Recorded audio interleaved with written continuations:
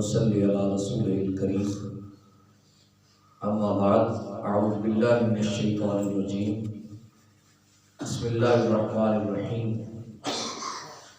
إنما يريد الشيطان أن يوقع بينكم العداوة والبغضاء في الخمر والميسر ويصدكم عن ذكر الله وعن الصلاة فهل أنتم منتهون صدق اللہ مولانا العظیم۔ اب ذی وقار اللہ پاک کے فضل اور نبی کریم صلی اللہ علیہ وسلم کی نظر رحمت سے مجھے اور آپ کو نماز فجر باجماعت ادا کرنے سے نوازا گیا۔ اللہ کریم ہم سب کی حاضری کو درجہ قبولیت عطا فرمائے۔ کسی بھی بندے کے بارے میں غیر شرعی طور پہ اپنے دل میں دشمنی رکھنا بغض و کینہ کہلاتا ہے، یعنی اس کی شرع کوئی وجہ نہ ہو۔ ویسے تو ایسا بندہ جس کی دوستی اور لڑائی اللہ کی رضا کی خاطر ہوگی، اللہ تعالیٰ اس کو قیامت کے دن اپنے عرش کا سایہ عطا فرمائے گا۔ دوستی اللہ کی رضا کی خاطر کیسے؟ ایک بندہ نماز پڑھتا ہے، عبادت کرتا ہے، احکام شریعت کا پابند ہے، میری اس کے ساتھ دوستی ہو جاتی ہے۔ لیکن ایک بندہ نماز نہیں پڑھتا، احکام شریعت کی پابندی نہیں کرتا، حلال و حرام کا خیال نہیں کرتا، میں اس بنا پہ اس سے قطع تعلقی کر دیتا ہوں کہ اگر یار تو شریعت کے مطابق اپنی زندگی کو نہیں ڈالے گا تو تیرا میرا کوئی تعلق نہیں ہے۔ یہ ناراضگی اللہ کی رضا کی خاطر آئے گی۔ اللہ تعالیٰ نے قرآن حکیم کے اندر ارشاد فرمایا، انما یرید الشیطان ان یوقع بینکم العداوۃ والبغضاء فی الخمر والمیسر ویصدکم عن ذکر اللہ وعن الصلاۃ فہل انتم منتہون۔ شیطان کا ارادہ یہ ہے کہ وہ تمہارے درمیان بغض کے ذریعہ سے، شراب کے ذریعہ سے، جوئے کے ذریعہ سے تمہارے درمیان دشمنیاں ڈال دے، بغض ڈال دے، اور تمہیں اللہ کے ذکر اور نماز سے روکے رکھے، تو کیا تم باز آ جاؤ گے؟ اللہ فرما رہا ہے فَهَلْ أَنْتُمْ مُنْتَهُونَ، کیا پھر تم باز آ جاؤ گے نماز پڑھنے سے؟ کیا تم باز آ جاؤ گے اللہ کے ذکر سے؟ شیطان کی چال میں آ جاؤ گے؟ شیطان کی مانو گے یا رحمان کی مانو گے؟ فَهَلْ أَنْتُمْ مُنْتَهُونَ، یہ سوال ہی ہے، تو پھر کیا تم باز آ جاؤ گے؟ یہ میں نے اور آپ نے اپنی زندگیوں میں غور و خوض کرنا ہے، مجھے تفصیل میں جانے کی ضرورت نہیں ہے۔ علامہ نعیم الدین مراد آبادی رحمۃ اللہ تعالی علیہ خزائن العرفان میں فرماتے ہیں کہ غصہ اور شراب نوشی اور جوئے کا استعمال اور بدگمانیاں یہ بندوں کے درمیان دشمنی بھی پیدا کرتی ہیں، اور اللہ کے ذکر کی پابندی بھی بندے سے ختم ہو جاتی ہے، نماز کی پابندی بھی بندے سے ختم ہو جاتی ہے ان چیزوں کے ذریعے سے۔ بغض و کینہ کا حکم کیا ہے؟ بغیر کسی شرعی وجہ کے کسی بندے کے بارے میں اپنے دل میں بغض و کینہ رکھنا ناجائز ہے اور حرام ہے۔ احادیث مبارکہ، پہلی حدیث حضرت عبداللہ ابن عمر رضی اللہ تعالی عنہ بیان کرتے ہیں کہ نبی کریم صلی اللہ علیہ وسلم نے فرمایا، خیانت کرنے والا مرد، خیانت کرنے والی عورتیں اور وہ بندے جن کے سینوں میں بغض و کینہ ہوتا ہے، ان کی گواہیاں ان کے حق ان کے گھر کے حق والوں کے لیے نہیں ہے، دوسرے لوگوں کے لیے جائز ہے۔ کیا مطلب؟ اگر ایک بندہ سینے میں بغض و کینہ رکھتا ہے تو اگر اس کے گھر کے فرض سے کوئی غلطی ہو جاتی ہے، کوئی جرم ہو جاتا ہے، تو بغض و کینہ رکھنے والے کی گواہی قبول نہیں کی جائے گی۔ کیوں؟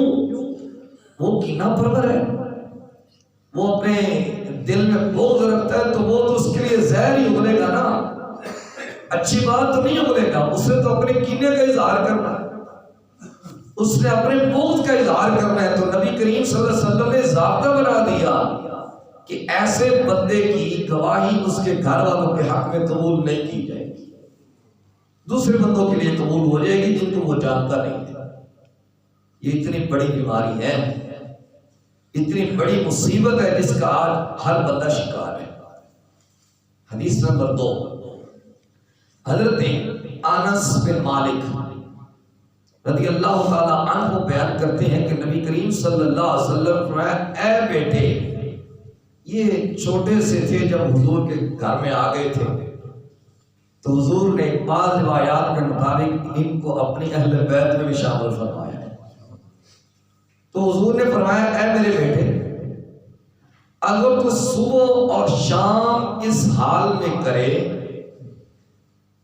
کہ تیرے سینے میں کسی بندے کے بارے میں بغض و کینہ نہ ہو، تو یہ میری سنت ہے، اور جس نے میری سنت کے ساتھ محبت کی اس نے میرے ساتھ محبت کی، اس نے میرے ساتھ محبت کی وہ جنت میں میرے ساتھ ہوگا۔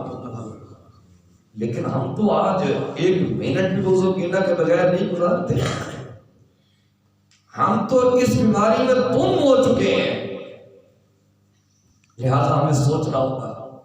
حدیث نمبر 3، حضرت ابو ہریرہ رضی اللہ تعالیٰ عنہ بیان کرتے ہیں کہ نبی کریم صلی اللہ علیہ وسلم نے فرمایا، ایک دوسرے کو تحفے دیا کرو، اس سے محبت بڑھتی ہے اور بغض و کینہ جاتا رہتا ہے۔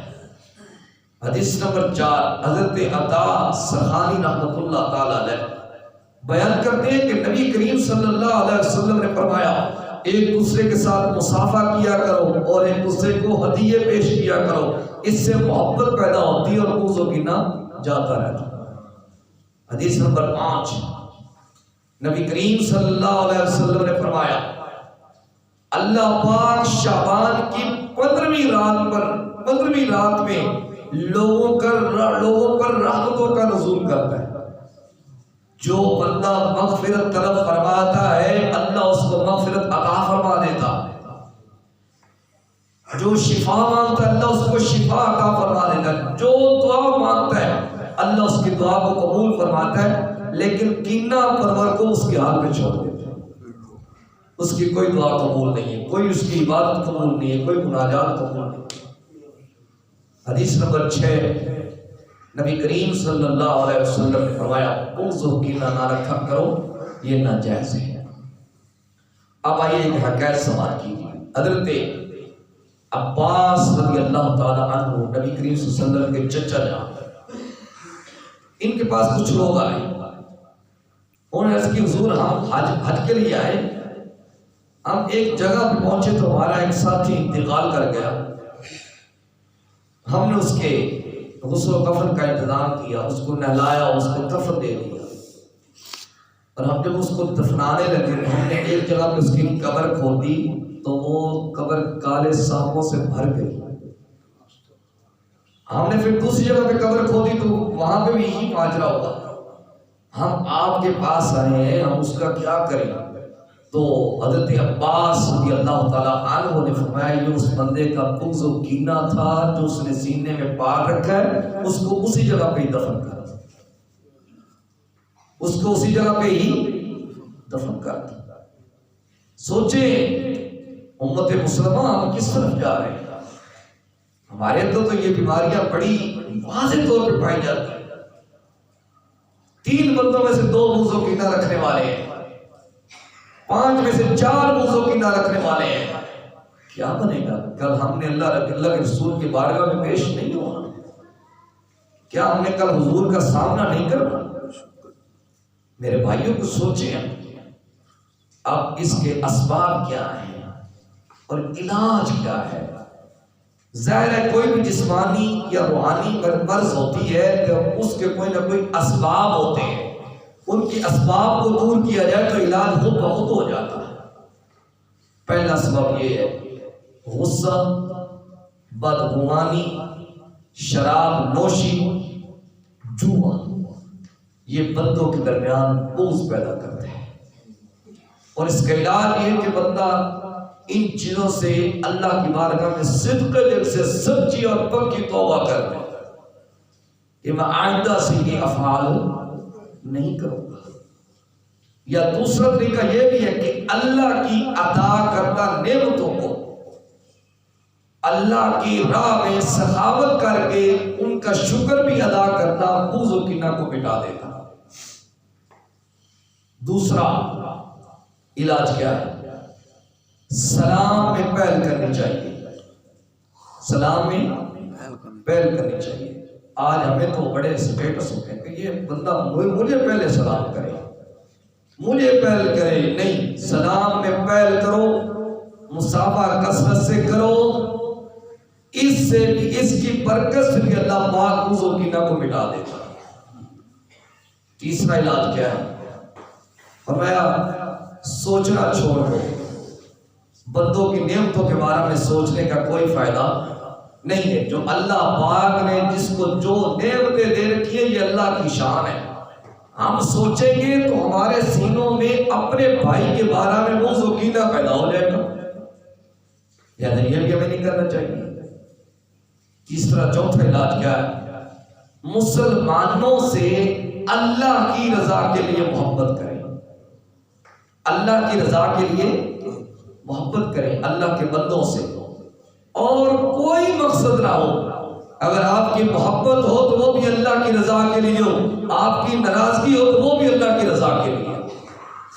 الجامع صحیح مسلم کے حدیث پاک ہے، بنی اسرائیل کا ایک بندہ تھا، وہ ایک بندے سے ملنے کے لیے جا رہا تھا، اللہ کا مقبول بندہ تھا، جس سے ملنے کے لیے جا رہا تھا، تو فرشتہ اس کے پاس کی ساری شکل میں حاضر ہوا، کہا کدھر جا رہے ہو؟